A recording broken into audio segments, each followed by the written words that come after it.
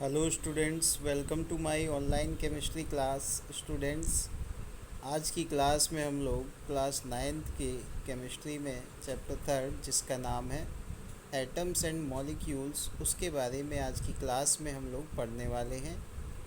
Students, इससे पहले मैं इस चैप्टर को स्टार्ट करूँ तो सबसे पहले हम ये समझ लेते हैं कि एटम्स क्या होते हैं और मॉलिक्यूल्स क्या होते हैं। एटम्स क्या होते हैं, अभी तक आप जो आगे पढ़ने वाले हैं एटम्स के बारे में, उसमें यही बताया गया, एटम इज़ ए अनडिविजिबल पार्टिकल्स।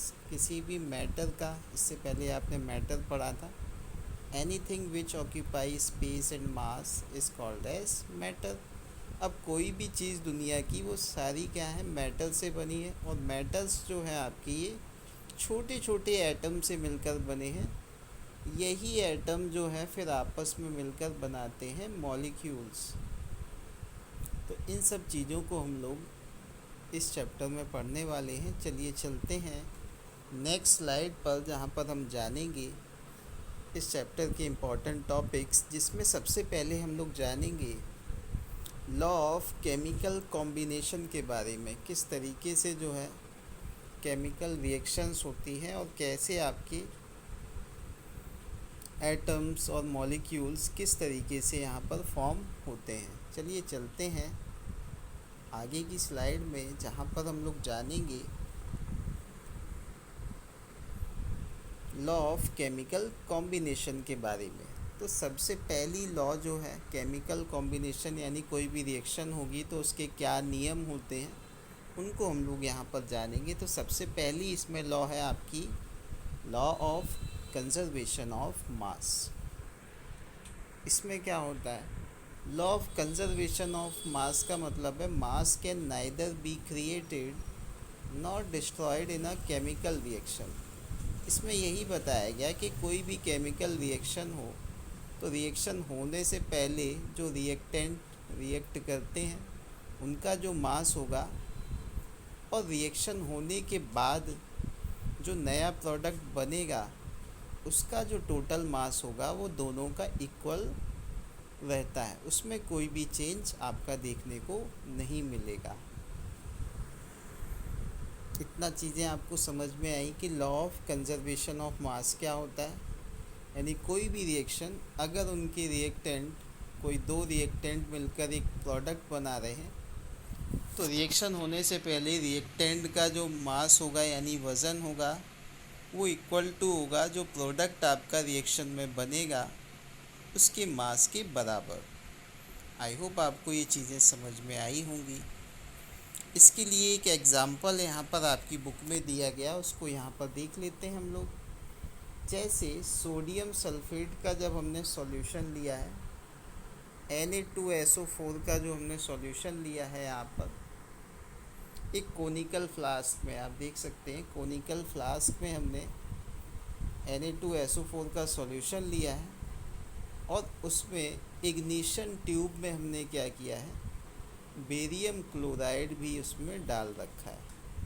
अब हम क्या करेंगे, इस कोनिकल फ्लास्क को हल्का सा झुकाएंगे, जैसा कि आप यहाँ पर देख रहे हैं। अब क्या होगा, ये आपका जो बेरियम क्लोराइड सॉल्यूशन है वो सोडियम सल्फेट सॉल्यूशन में मिक्सअप हो जाएगा, यानी रिएक्शन हो जाएगी इन दोनों की, BaCl2 और Na2SO4 की रिएक्शन हो जाएगी। आपका प्रोडक्ट बनेगा, यहाँ पर आपका प्रोडक्ट बनेगा। तो आप अगर देखें तो प्रोडक्ट आपका क्या बनता है, बेरियम सल्फेट, और इसके अलावा NaCl जो है इसकी जो बॉटम में है वहाँ पर बच जाता है। अब बेसिकली जो है हम बात कर रहे थे law of conservation of mass की।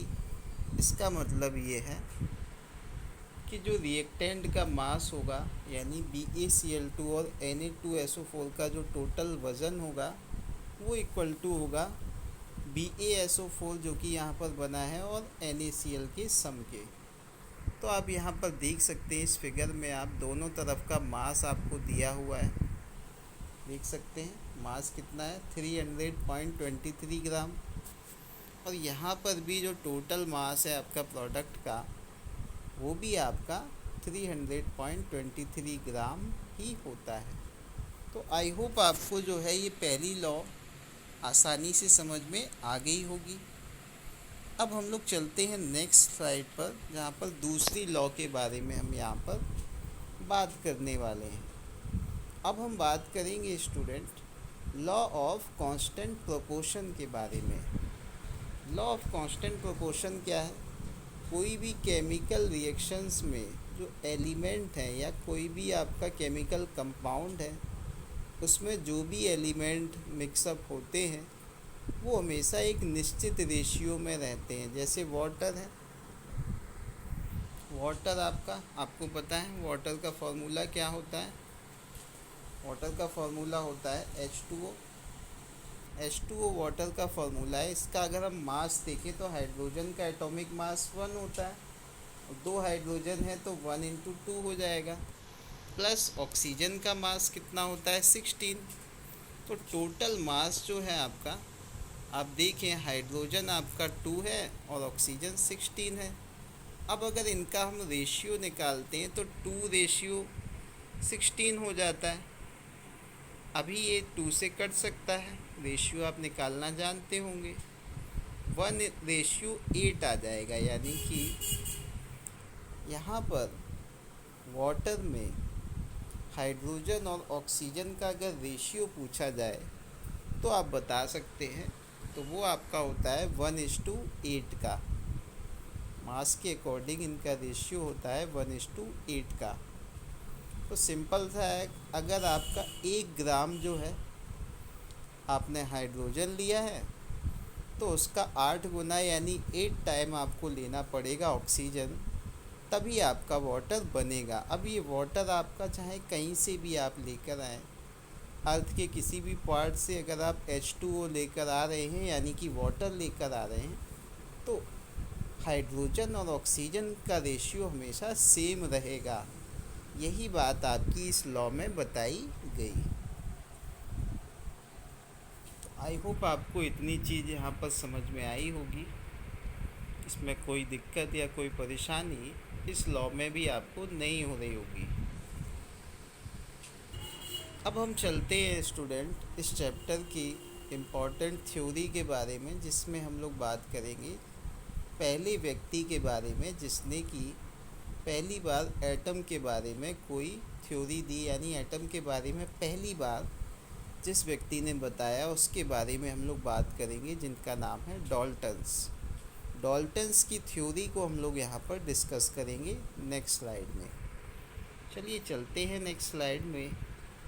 यहाँ पर अगर हम देखें डाल्टन्स एटॉमिक थ्योरी की बात करें तो पहली बार किसी व्यक्ति ने एटम के बारे में बताने का प्रयास किया था।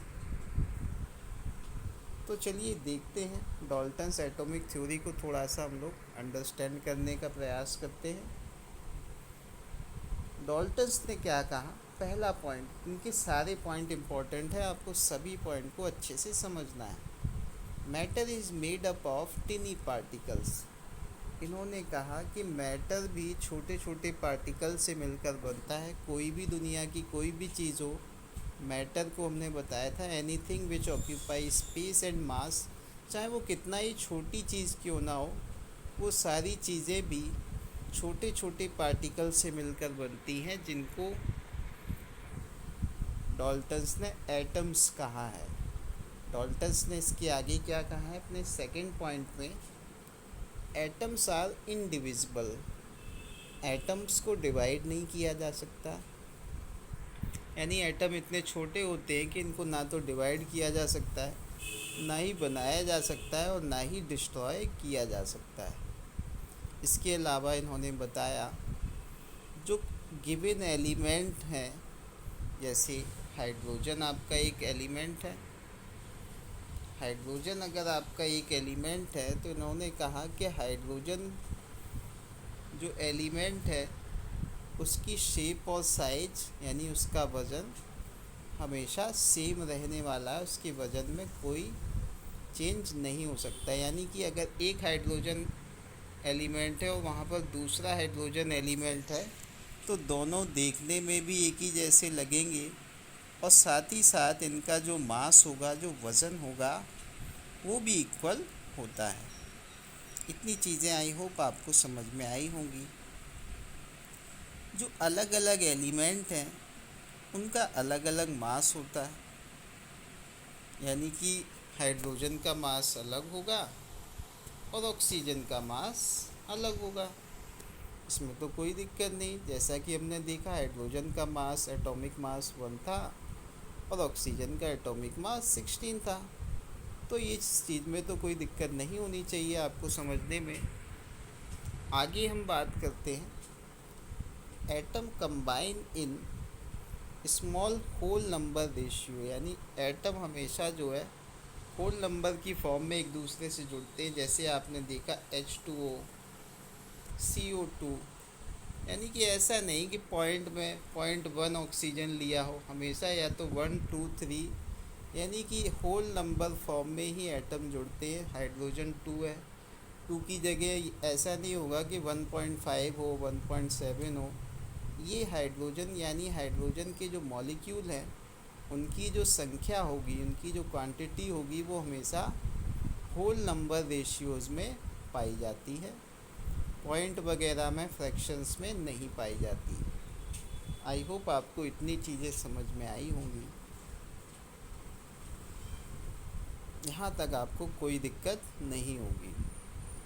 किसी भी गिवन कंपाउंड में जो एटम होंगे उनकी जो क्वांटिटी होगी, उसमें एटम्स की क्वांटिटी वो हमेशा कांस्टेंट रहती है। तो ये सारी चीज़ें डाल्टन्स ने अपनी थ्योरी में इन पॉइंट्स के द्वारा समझाने की कोशिश की है। हालांकि भविष्य में जब और भी ज़्यादा रिसर्च होती हैं तो इनके कई सारे ये जो पॉइंट्स हैं वो झूठे पाए जाते हैं, यानी कि गलत साबित होते हैं। लेकिन पहली बार अगर किसी ने एटम के बारे में बताया तो वो डाल्टन्स ही थे। हालांकि डाल्टन्स थ्योरी जो है बाद में जाकर गलत साबित होती है।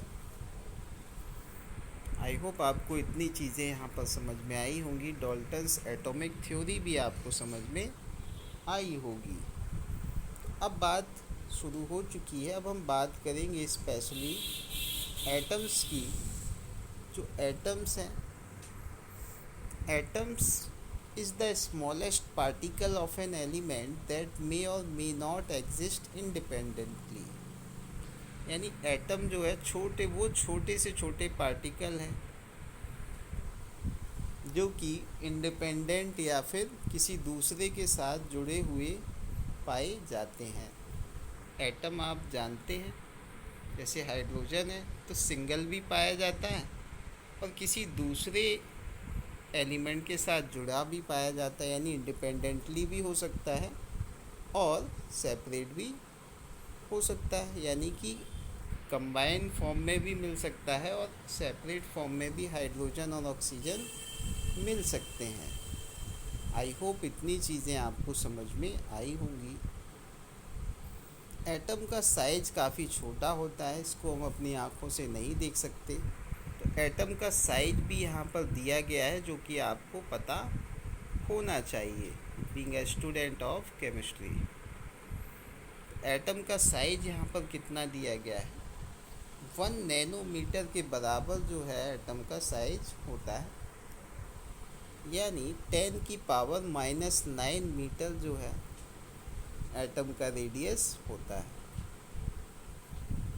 आई होप आपको इतनी चीज़ें समझ में आई होंगी। एटम क्या होते हैं उसके बारे में आपको पता चला होगा। अब हम लोग इसके बाद जो है जितने भी आपके बेसिक एटम्स हैं, स्पेशली जो आपकी पीरियोडिक टेबल है, जो आपके केमिकल्स हैं या जो आपके एटम और एलिमेंट्स हैं, उनमें से कम क्लास 9th में आपको 1 से लेकर 20 तक के एलिमेंट्स के एटॉमिक नंबर आपको पता होने चाहिए, एटॉमिक मास पता होना चाहिए और उसके अलावा और भी जो उनकी वैलेंसीज़ हैं, number of proton, number of neutron, ये सारी चीज़ें आपको पता होनी चाहिए।